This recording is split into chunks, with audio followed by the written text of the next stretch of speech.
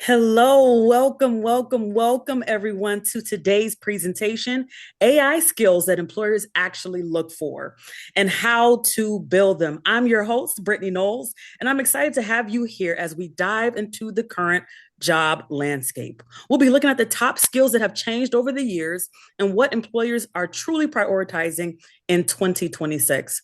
Moving past the hype of AI into practical application. We're currently recording this webinar to ensure accessibility for all participants. If you'd like to enable closed captioning, click more in the bottom right side of your screen, then select captions and then show captions. All resources discussed today and the recording will be emailed to you after the event. Now, y'all, I have to repeat that because we always get the question, is this going to be sent to us? Absolutely, 100%. We are not going to leave you hanging. We absolutely will be emailing you after the event today. We are honored, privileged to have our amazing panelists today, Matthew Fernbach, Head of AI Product and Strategy for Corporate Development at IBM. Welcome, Matthew. Matthew is uniquely positioned to share powerful, practical insights on how job seekers can bridge the skills gap with AI and focus on the skills employers truly value in 2026. Let's dive in. My name is Brittany Knowles. My pronouns are she, her, and hers, and I'm the Learning and Development Specialist here at Career Circle, where skills go to work. I have black natural hair styled in curly dreads, brown eyes. I'm wearing a green jacket with clear cat eye glasses and a smile. And I'm excited to have you all here today. Without further ado, I'd love to introduce our guest, Matthew. Matthew, could you please provide your descriptive introduction and share a bit about yourself? Hey, sure. Hi, everyone. I see people are joining from throughout the world, so very nice to meet you. My name is Matthew Fernbach. I have dark brown hair. I'm wearing a dark green shirt under a light gray jacket, and I'm very excited to be speaking with all of you today. Pronouns are he, him. Looking forward to starting to give some simple steps on how we can make AI simple, actionable, and for people that are looking to either get started or refine or hone their skills, this will be a great session for all of you to join into. I can see a ton of participants. I would love to continue to use the chat function. I want to make this as interactive as possible. So I'll also be sharing some content today in terms of giving you a brief overview of AI, how we can leverage it to, build simple, helpful, and human-centric AI to shape the world going forward, and some simple steps and resources that you can take on your way to upskill and work on this yourself. Thank you So, so much, Matthew. We'd love to dive in with that amazing information you have for us. Let's go ahead and get started, Matthew. sounds great. And in the chat itself, I would love to hear, when you think of AI, what is the first thing that you think of, or what is it that you're looking to get out of this session? So I can tailor the content a little bit toward that. As I'm doing that, I'll share my screen.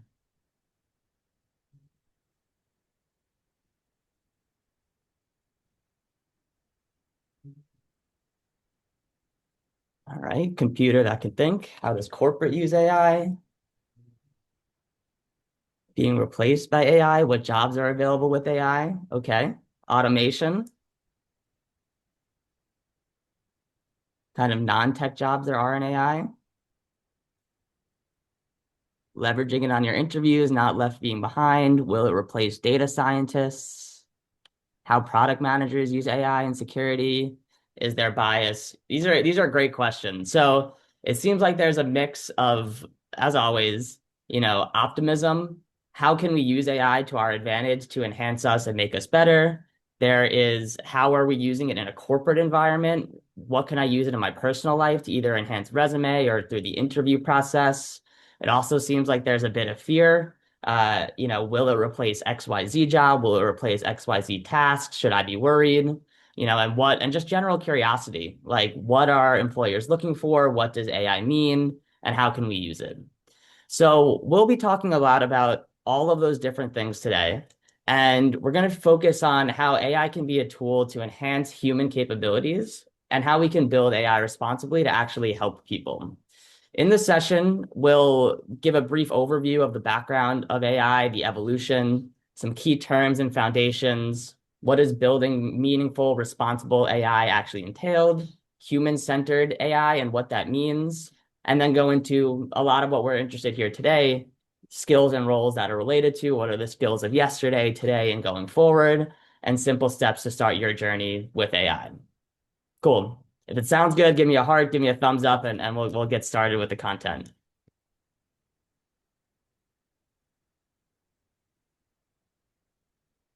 All right, I see a few thumbs up, a few hearts. So, just as a little bit of a background, artificial intelligence broadly is for the ability of machines, computers, etc., to perform tasks that typically or historically, mimicked human intelligence. And it's usually based on a large-scale data, algorithms or models, and then predictive mechanisms to be able to recreate human intelligence in AI form. And this includes many tasks such as understanding languages, recognizing images, making decisions, drafting emails, and so many more. And I think the reason we're here today is because we see it we've listed four. I think if we listed where AI is already used in the list would go off the page because AI is everywhere today, as you have seen it. It's in healthcare, finance, education. It's in your personal lives, it's in advertising, it's in marketing, it's in your social media feeds to help tailor the content to exactly that you want to see. So today we're going to talk about how we can take the power of AI and harness it to be useful, and also the skills that it would take to do so. As we jump in, I like to, again, this is supposed to be a very engaging session. I know I can't hear all of you, but I would love to continue to interact with you as we go through. So we're going to start with a fun game that shows 5 image sets. One is an AI generated image, and the other is a real image. And in the chat, I want you to put either A or B as to which one that you think is the AI generated image. So we'll jump into our first image here. And which one do we think is the AI generated image? Please just put it in the chat.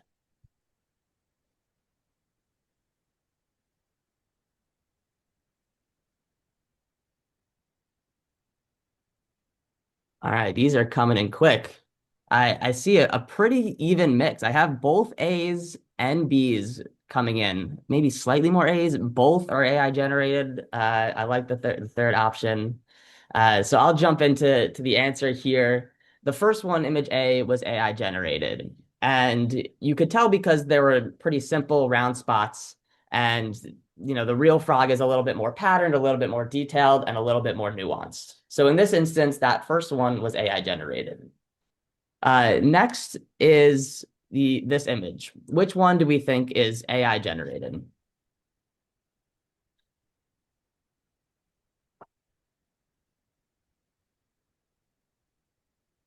I think I'm seeing slightly more B's, but again, it's a very even mix between the two.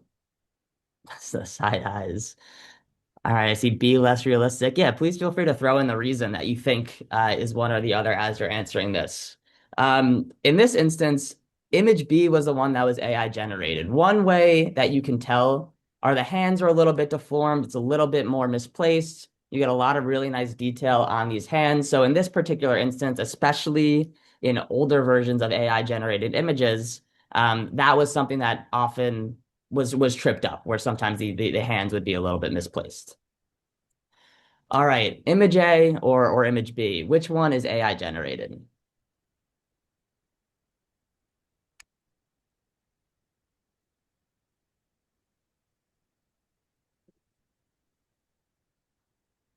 Tough one here, yeah. All right. I see a few A's, a few E's, a few B's. I even see an E or two. Uh, and I think in this instance, image B is the generated AI image. And from this instance, it was just this shuttle is a little bit more simple, maybe in the cloud detail and the sky. You have a little bit more of a simplistic feature where the detailed shuttle on the right is the real one here. I think we only have one or two more. How about this one? Image A or image B? Which one is AI generated? Feel free to throw in, which one you think. Image B seemed too perfect in design. I know, too hard to be true.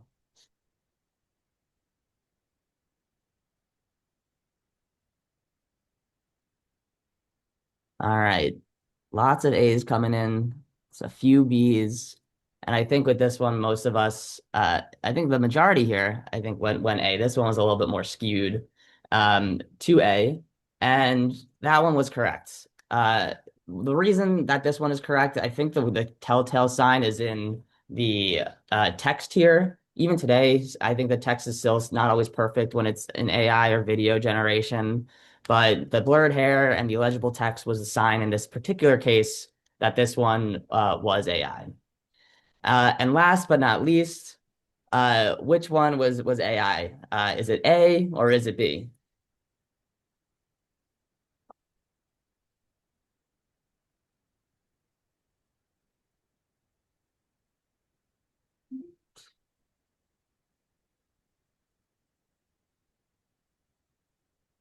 All right, I see a mix of both. I see a mix of A, I think a mix of B.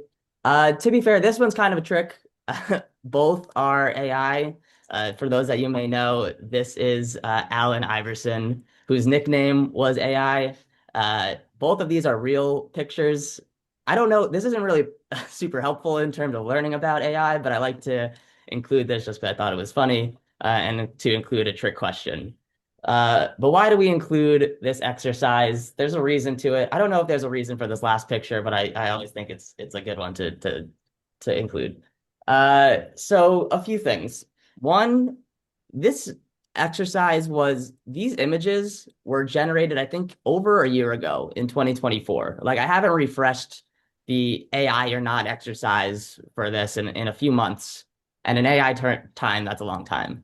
And even then, there was still a significant split between A and B in the audience.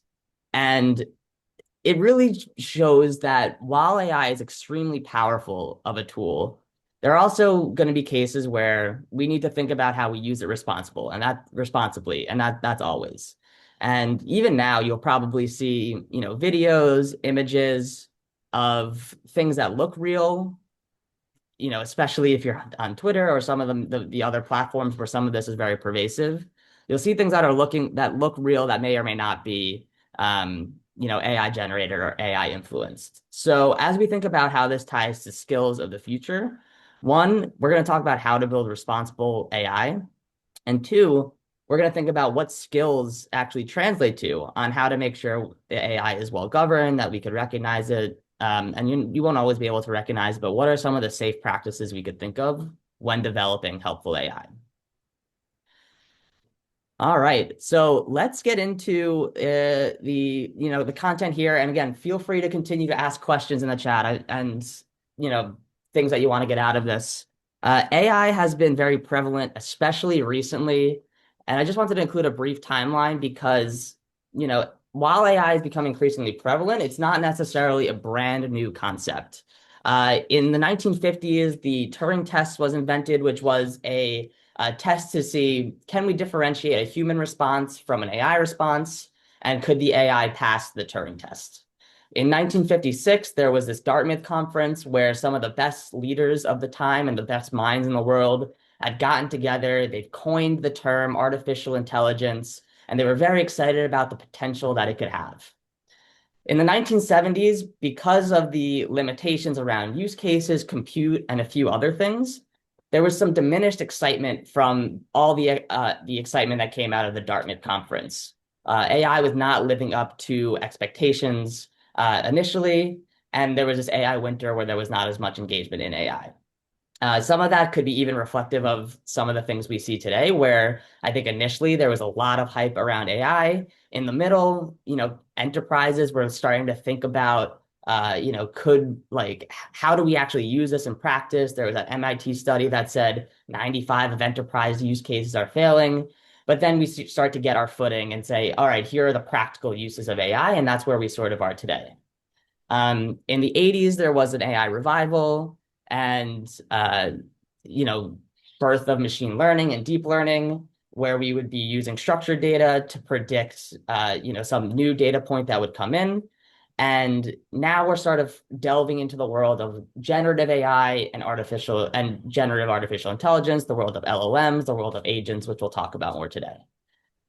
In the chat, can you put in what is a seminal moment in history for you where you saw a piece of AI and you were like, wow, this is something that's really impressive, or it really caught your attention? Like, what's that seminal AI moment for you? Either it was like a very public display of AI or something in your personal life.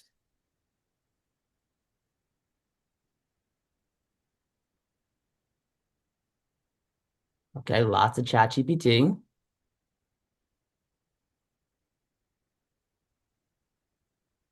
task automation. I saw the Jeopardy, the Watson on Jeopardy, which is a favorite of ours here at IBM. Image recognition, Claude, Terminator, Perplexity, thumbnail. Yeah, personalized using thumbnails for your blog. What a great way to use that.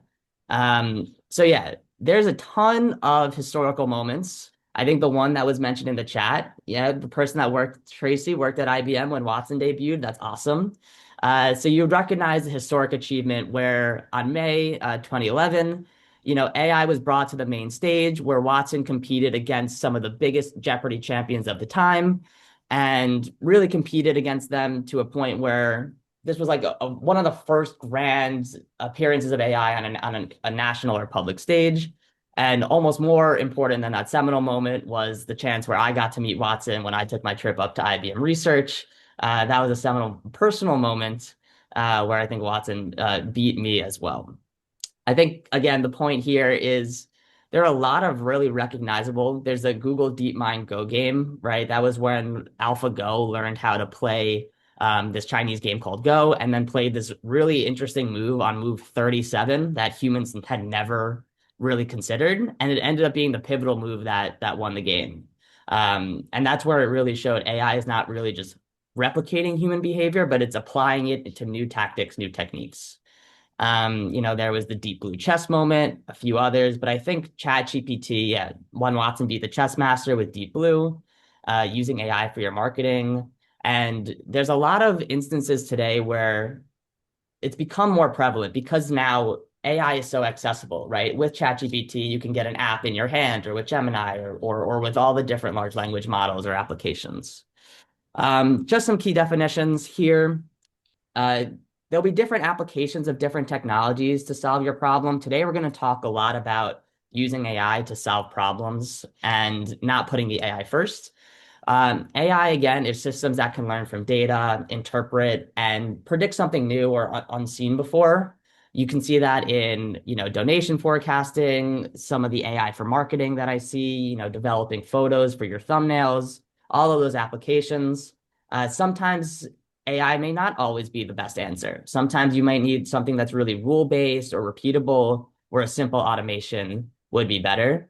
I think the concept to keep in mind here is while AI is very powerful and everybody wants to look first on how we can use AI, it's important to consider all these different tools that you have in your tool belts to figure out the right problem for your, the right approach to solve your specific problem.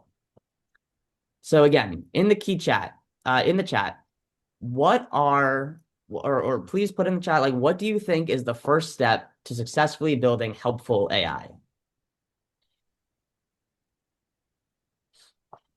What do you think of first? Okay, prompts, good data, the right prompts, ethics, safety, problems, good data. All right, lots of great answers here. I see teach how to prompt here. Well, we'll talk about prompting in a bit.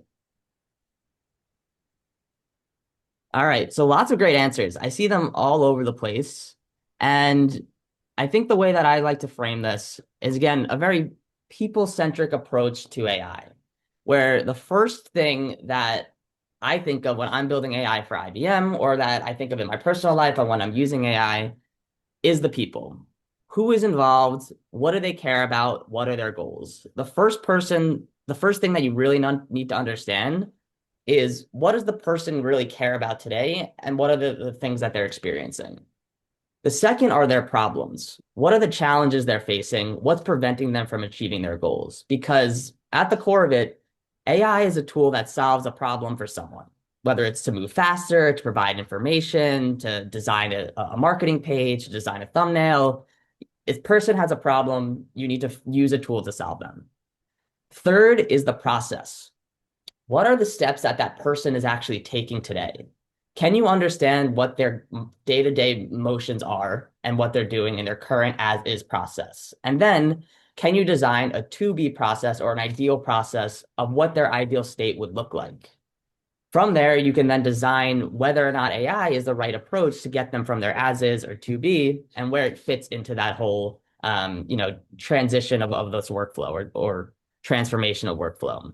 I saw a lot of people put data in the chat, and that's really relevant. Obviously, data is super, super critical. A lot of you probably work with data that's either in spreadsheets or in Word documents. They're probably all over the place, but having good data available to you is what's going to take AI from a very generic solution to something that's very tailored to solve your specific problem.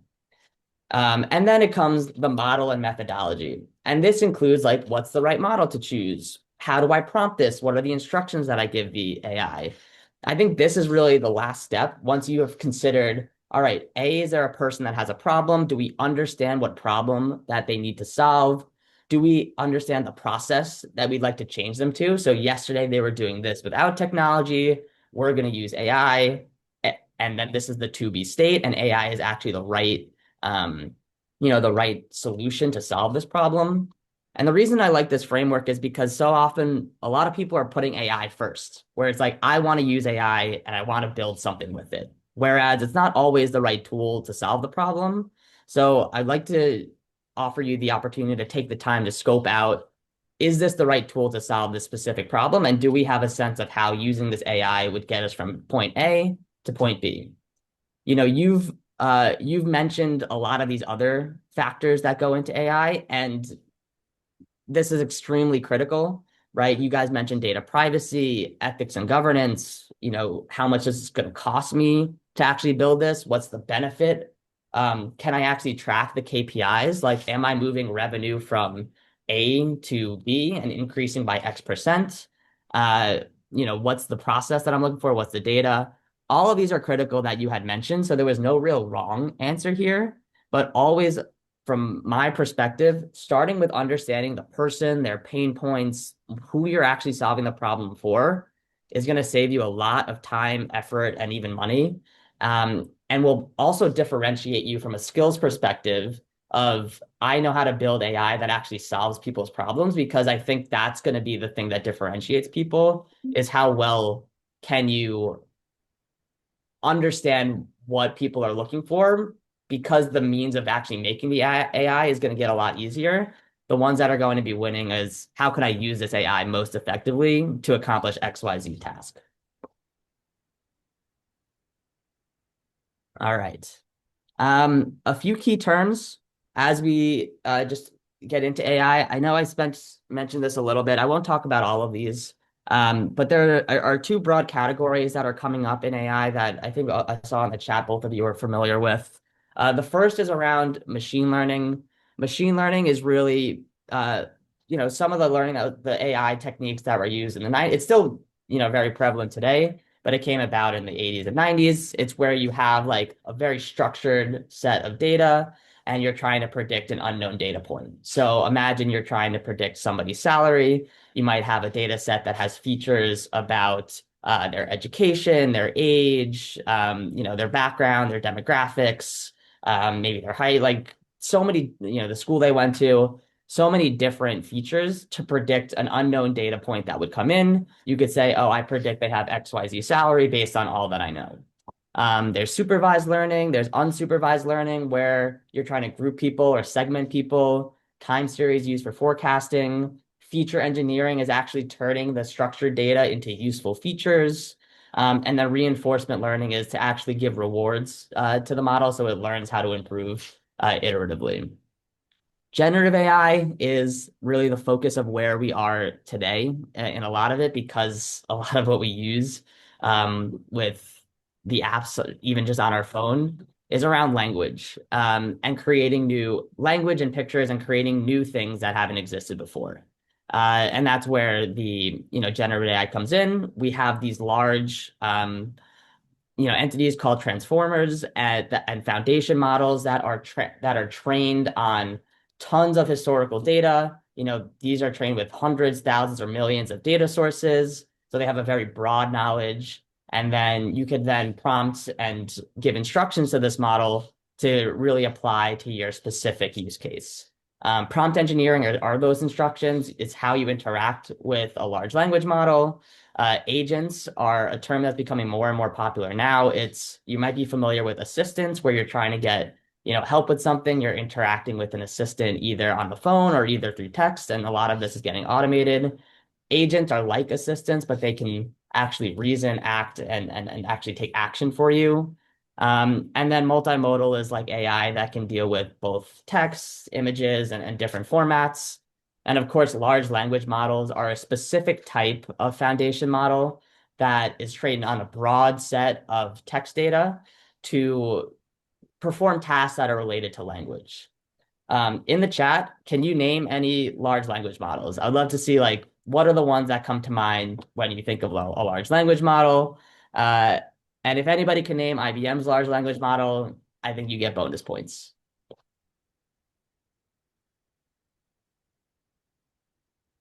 Okay. I see at least one person. I don't know how to transfer these bonus points to you, but we'll get to them.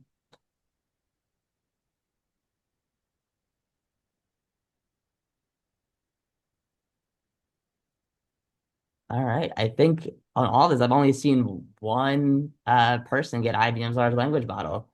It's not Watson, but I appreciate the guess. Usually, I think Watson's the answer to everything else, if you had to put something related to IBM, but not in this case. There we go. A few. Okay, so I see Claude, I see Mistral, I see DeepSeek, Gemini. These are all large language models that are associated with their different companies. So GPT is OpenAI's, Claude is from Anthropic, and a few of you put in the chat. IBM Granite is IBM's large language model, and I think Malik, you got it in right before the buzzer, so we'll count that. And I think as you're considering large language models, there's going to be different benefits and drawbacks of using each. You're going to think about what are the performance metrics that you want to optimize. You're going to want to think about the costs. Like IBM Granite is a little bit of a smaller language model. It's not as many parameters, but it offers advantages in terms of being tailored to very specific use cases as you fine tune them to maybe a specific HR or finance use case. You may see benefits in terms of cost and scale and reasoning. That being said, there are different capabilities that different large language models of different sizes will offer. And as you're approaching your problem, you're just going to want to consider a lot of the different factors of like performance, cost, scale as you're building AI. I see Llama by Meta too. Cool. Another one is AI agents. I think I spoke about this before, but AI agents are like AI assistants, but they take contextual information, they reason, and they can even take action on behalf of the user. And I think a lot of people today are really focused on developing agents and agentic workflows for different tasks within their organization. So understanding how to use agents and how to interact with them is going to be very key. An example is an AI travel agent where you might be interacting with this agent and it has all the details that it knows about you, like your preferences, your conversation history, where you like to go, what types of things you like to stay in, and it can make recommendations about flights, hotels, etc., and then actually take the action to book the hotels, flights, etc., on your behalf. So it's AI that's becoming a little bit more autonomous. And how do you interact with agentic AI? Here is some simple ways to be successful.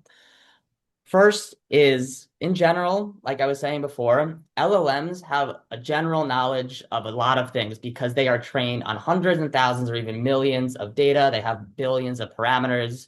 So think of AI as just having a large language model, having a broad general understanding based on the data that they're trained on.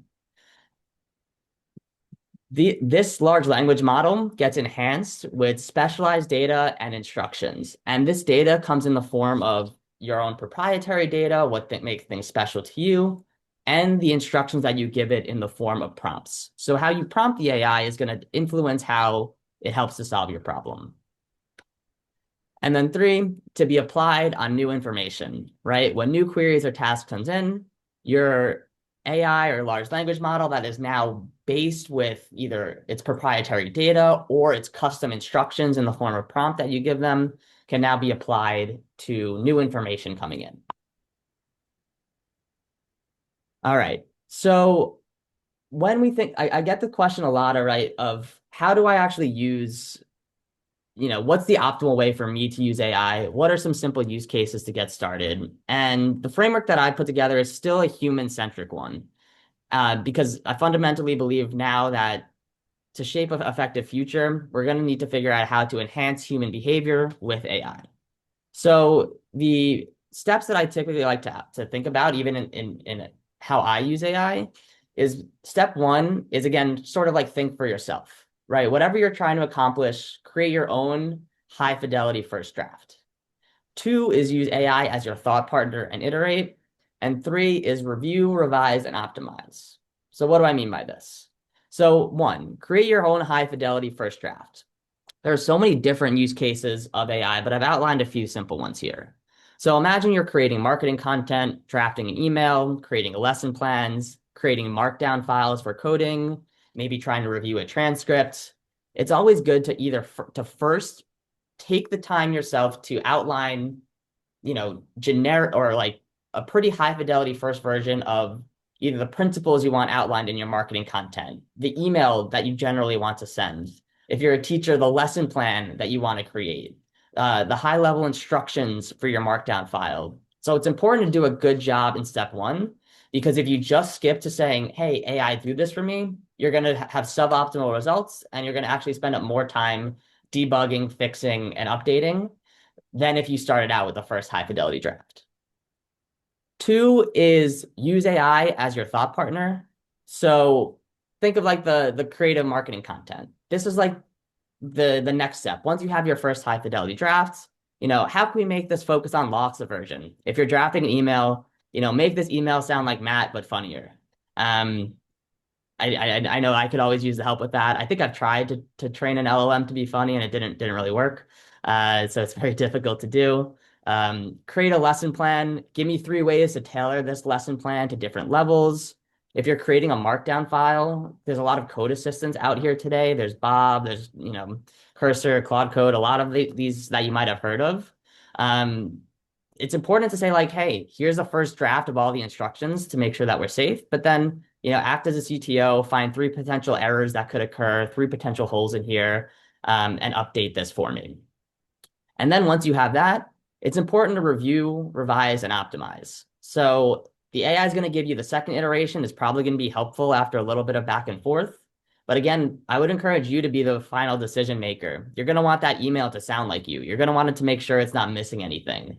So there's still this human-centric approach that will actually not only, keep you in the loop as people say it, but help you save time, money, and be more and more effective. And this is the type of framework that I think is going to help set the foundation for what skills we need to then think about how we actually use AI and apply it to help solve problems. All right, any questions on this? Feel free to put in the chat. I'll review them and we can get to these at the end.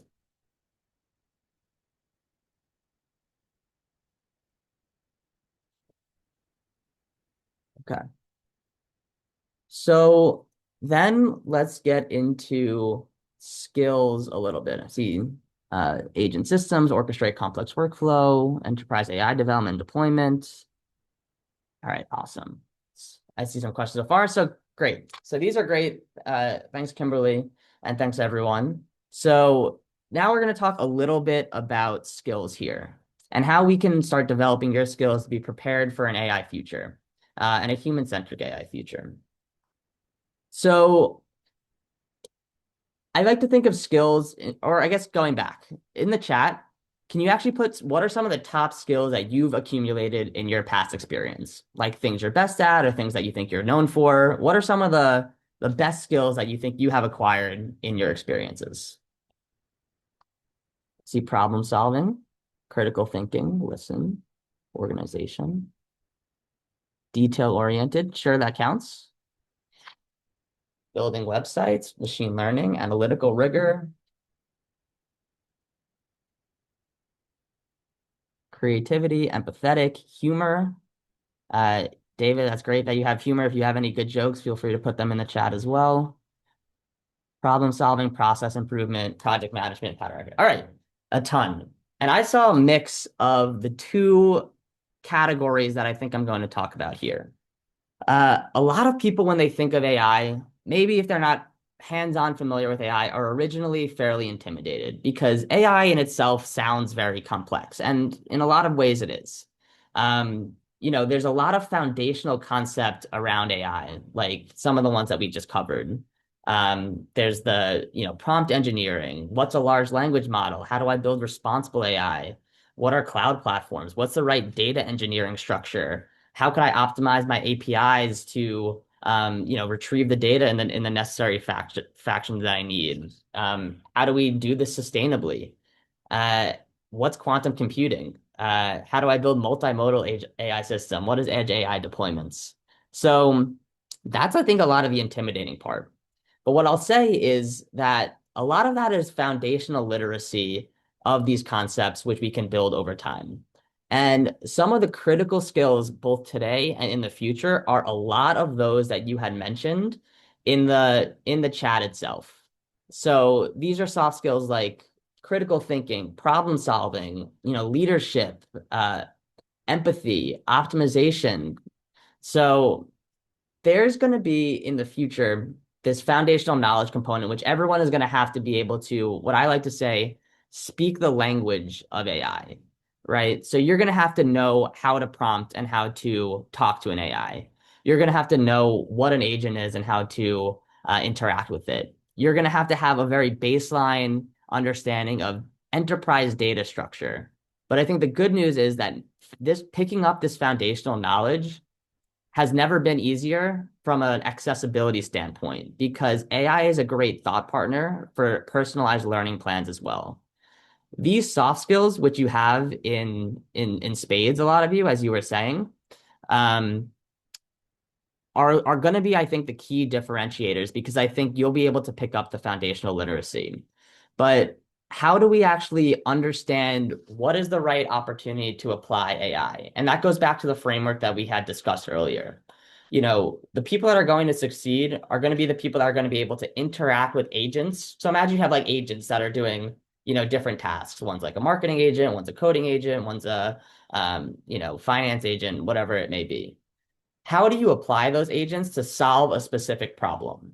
And that's going to come down to A, empathizing with the user, understanding the problems that they have, having a good behavioral economics or psychological understanding of what does it actually take to make a person do X versus making a person do Y. Project management. How can we make sure that this is still delivered on time and on budget? Leadership. How can we organize our team to make sure that the tasks that we're working with the AI with is actually being enhanced our project and keeping us on schedule. Creativity. I told you, I think I tried to teach an LLM to be funny. It's not always that easy. So what is that creative pattern of using AI to explain your message in a really effective way? Explainability is going to be one that's really, really important because if AI is doing a lot of things in the background as sort of like a black box, you're not going to be able to get the adoption that you look for. People will trust AI that says, hey, here's the XYZ task that I have done, and this is how I got to that conclusion. There's a lot of reasoning that goes on that is behind the scenes that unless you have the ability to communicate the value that this AI is bringing, the steps that it took to get there, you're going to be lacking in adoption. Storytelling with data, measuring the success. So a lot of this are skills that you probably have already. And this foundational literacy is going to be something that's very key to speaking the language of AI. And thank you, Ryan, for sharing that. Just treating it like a search engine, focusing on the question, being specific, communicating is the most important part of getting effective prompts. I completely agree. And when we're talking about prompts, and we can go into more detail into prompting, it seems like that's a key topic as well. But the prompts that you're going to want to ask are always going to be like, hey, set the scene, right? You are an expert in XYZ subject.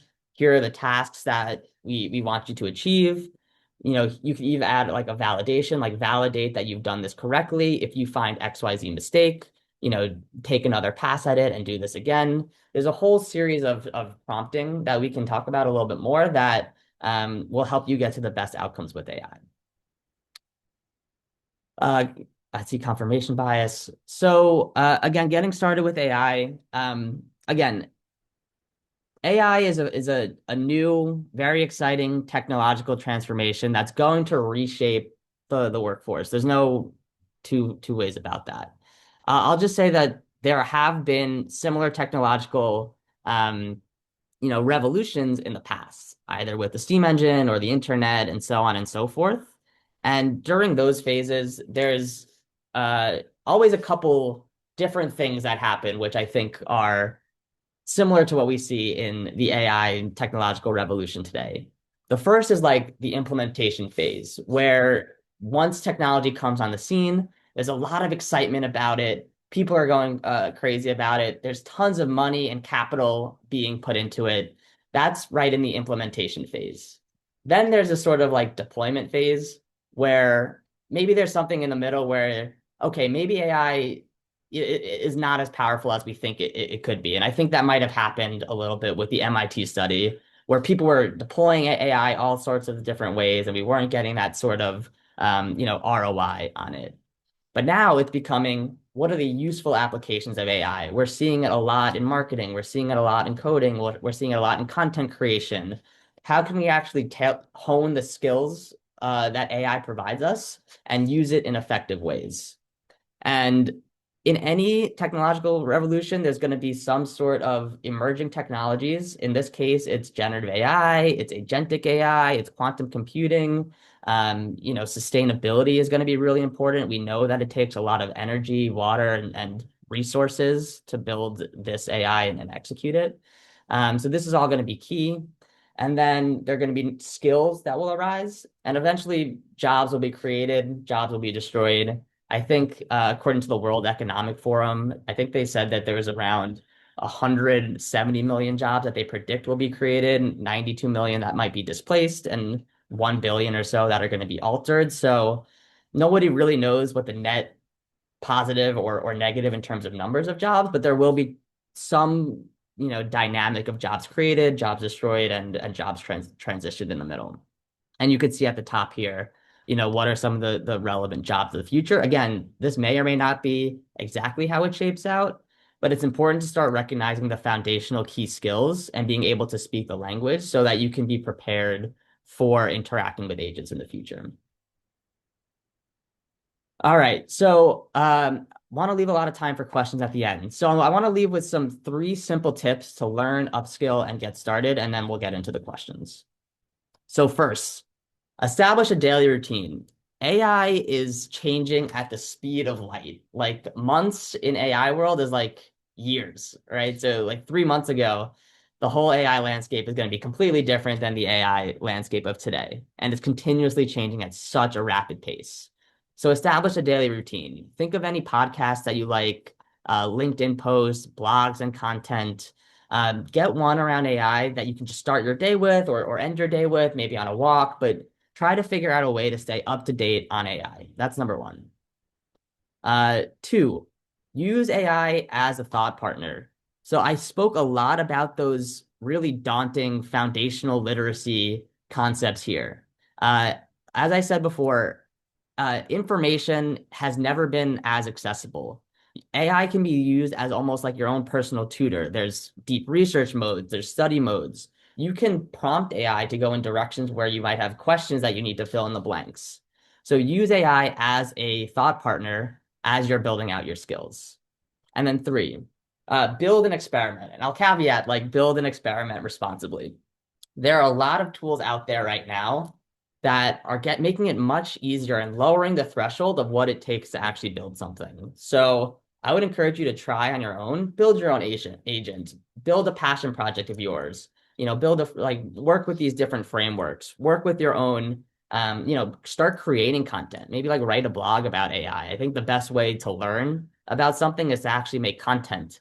about it, right? Even as I'm making these slides to present to you, it's a great opportunity for me to refine my skills. So I would continuously offer you the same, sort of practice as, write about AI, think about AI. I will caveat as you're building, make sure you're building responsibly and protect yourself. Like if you're using an API, I think a lot of novice people just getting into like this term of vibe coding are exposing API keys, for an example. So do it in a way where you're actually looking up what are some of the common pitfalls of building this thing that I'm trying to do, and what could I do preemptively to avoid those paths. And I'll also leave you with a few helpful resources. And then at some point I'll stop sharing. I'll copy and paste some of these links in the chat here. IBM SkillsBuild is a really great resource. And this is not necessarily, it probably sounds salesy, but not necessarily a marketing plug. We do want to give you resources that are helpful. And SkillsBuild is probably one of the best free resources that you can access at this time. It's for all different types of people, high school students, educators, academia students, adult learners, people trying to reskill, upskill. It has a plethora of topics, your topic specifically. I would use this SkillsBuild course, and then I would use AI to ask questions about it to then refine your skills.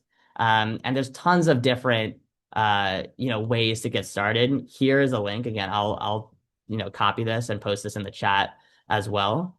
But there's so many different ways to get started. There's the AI literacy course, the fundamentals, exploring technology.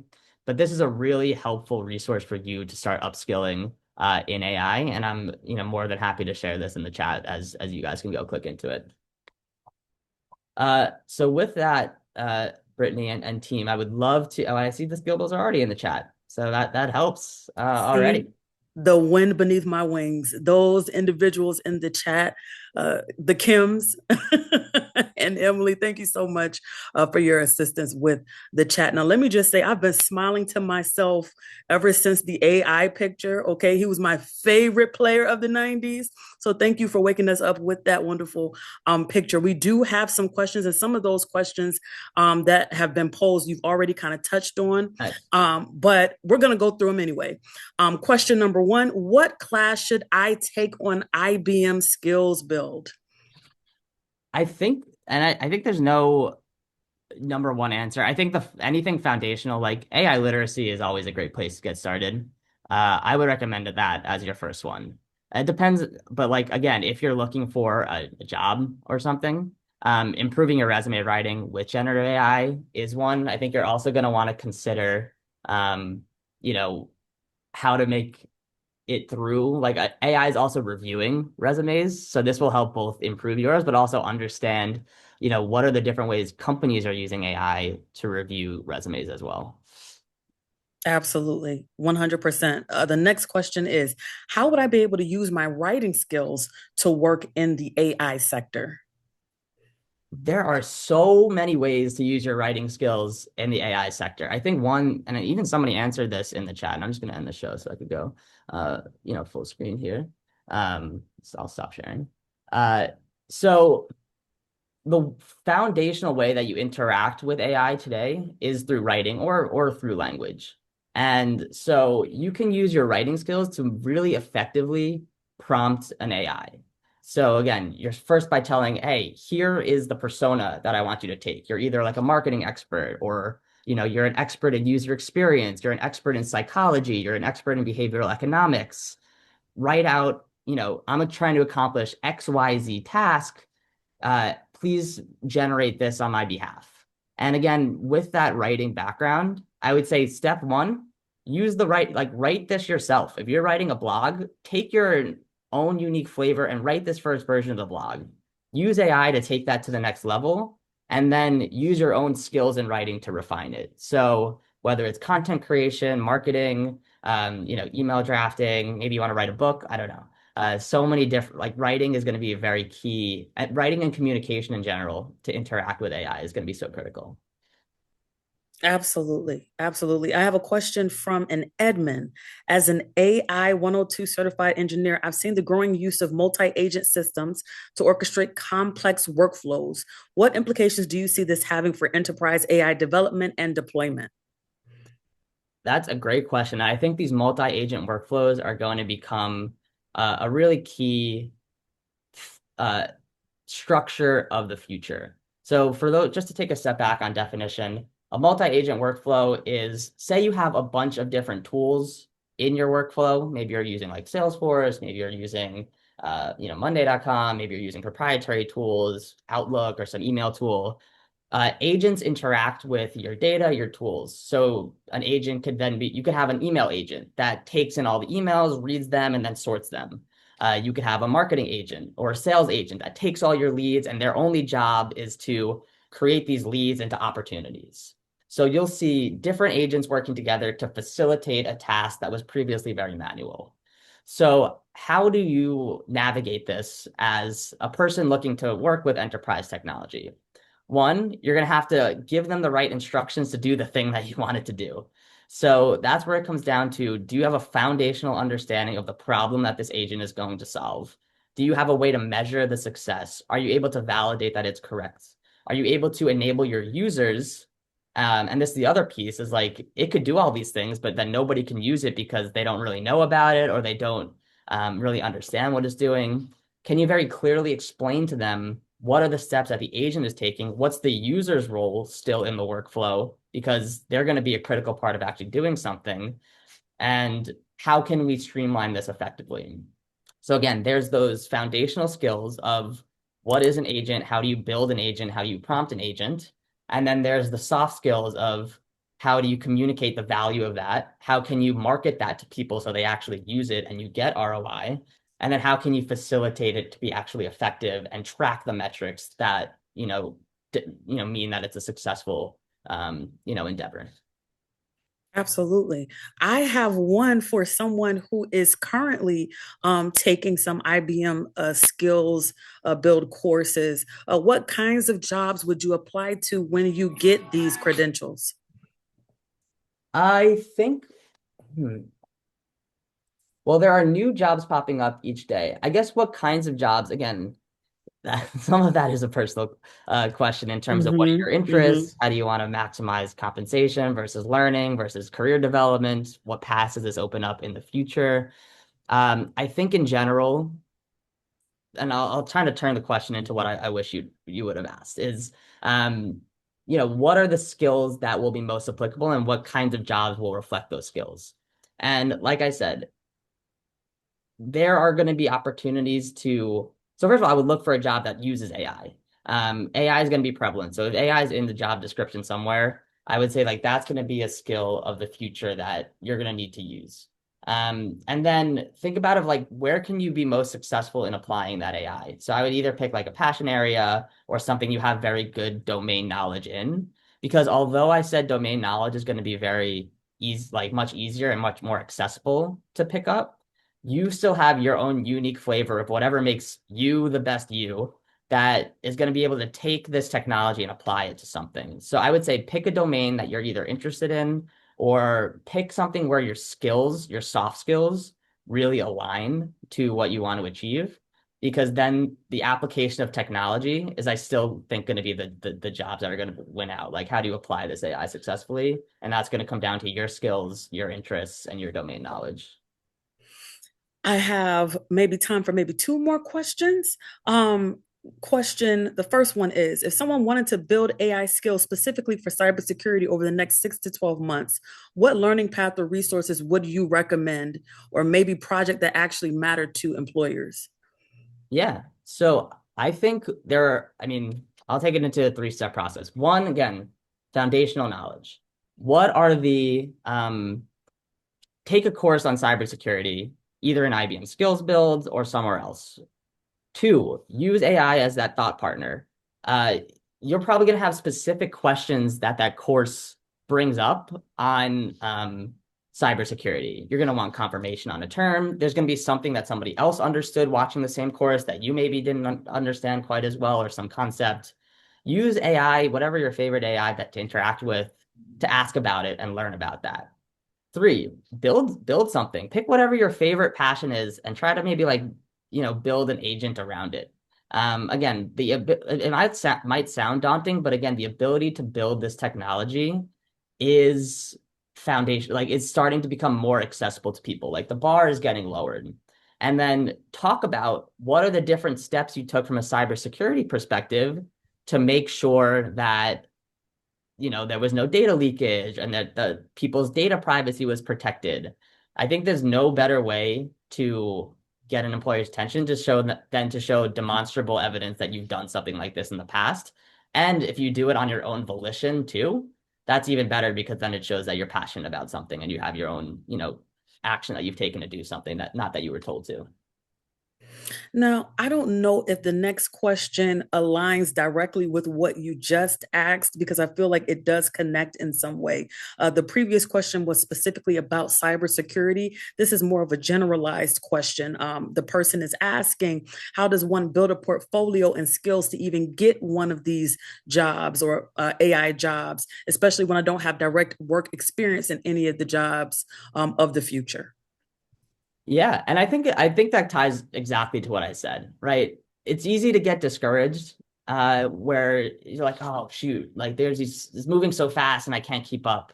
But the other way to look at it, if you can reframe it, is like there's a huge opportunity now to try things that you might never have tried before, and to actually get your hands-on experience. So I think it would be a very similar answer: is foundational knowledge, find a course, find a podcast, get it ingrained, keep up to date on AI, use AI as a thought partner, continuously learn, build your own customized course, and then just build and try something.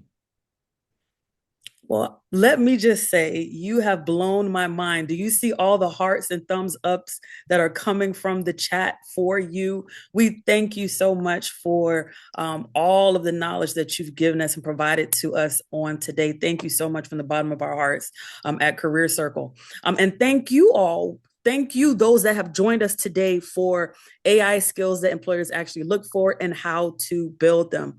Please take a few minutes to complete our post webinar survey, which will be included in the follow up email. One winner will be contacted on Thursday, January 22nd, and will receive a limited edition Career Circle tote bag. You don't want to miss that. Make sure that you do that survey. To help hone you in on those AI skills, make sure to leverage free, stackable credentials like those offered through IBM SkillsBuild, specifically the courses on artificial intelligence, fundamentals, and mastering the art of prompt writing. My colleague is adding directions to sign up as well as links to these courses in the chat. We'll be sending out a post-event email shortly, which will include a recording of this webinar and links to all the resources and courses mentioned today. If you enjoyed this webinar, we encourage you to register for next month's webinar, Future Proof Your Career, Mastering the Communication Skills That AI Can't Replace. We will host a panel from IBM Ready to discuss the soft skills that can help you land your next role. Once again, we thank you all so much for joining us today. I hope you all leave here today feeling empowered and ready to jump into your job search in the new year. We've had so much fun today. Please join us for our upcoming events, including webinars, networking events, and virtual career fairs. You can view our events and register on careercircle.com/events. Until next time, see you. Thank you so much. Bye-bye.